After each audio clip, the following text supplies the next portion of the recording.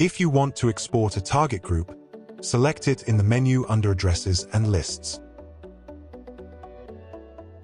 Then click on the export icon in the top right-hand corner. You can configure the structure and scope of the export file using the menus and options that are now visible.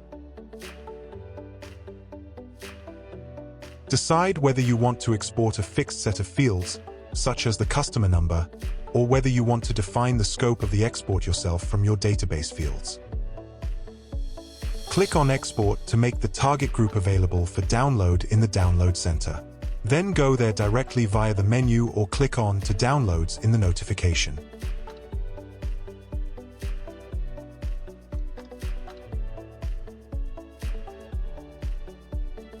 You can now download the file to the download area of your browser by clicking on the list entry.